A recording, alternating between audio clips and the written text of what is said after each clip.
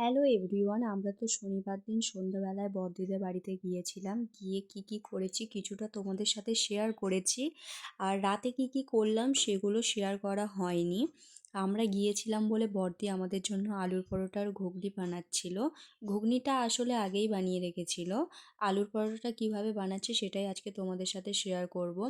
আমি জানি আমি ঠিকঠাকভাবে ভয়েস ওভার দিতে পারছি না, মানে গুছিয়ে কথা বলতেও পারছি না, কারণ আমি তো এরকম ভিডিও আগে বানাইনি। এটা আমার নতুন ইউটিউব চ্যানেল, কিভাবে কি করতে হয় সেটাও আমি জানি না, কিন্তু পরবর্তী ভিডিওগুলো যাতে ভালো হয় সেটা করার চেষ্টা করব। তো কিভাবে আলুর পরোটাটা বানাচ্ছে সেটাই বলি।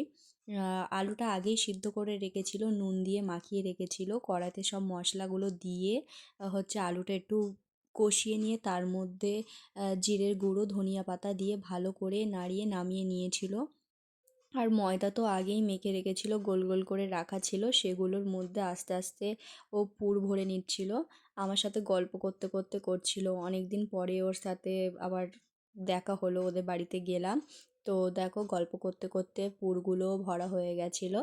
তো ও একাই সব করছিল, আমি বলছিলাম যে ওকে একটু হেল্প করি, কিন্তু ও বলছিল যে ওর বাড়িতে দিনের জন্য আমি গিয়েছি, আমাকে কোনো কাজ করতে হবে না।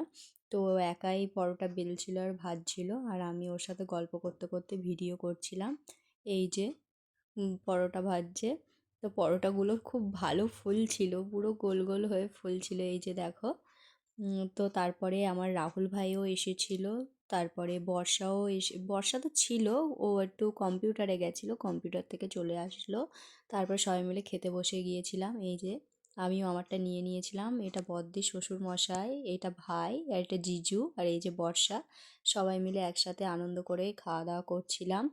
তারপরে বড়দিকেও বললাম তুইও বসে পড়, এই যে ও খাচ্ছিল।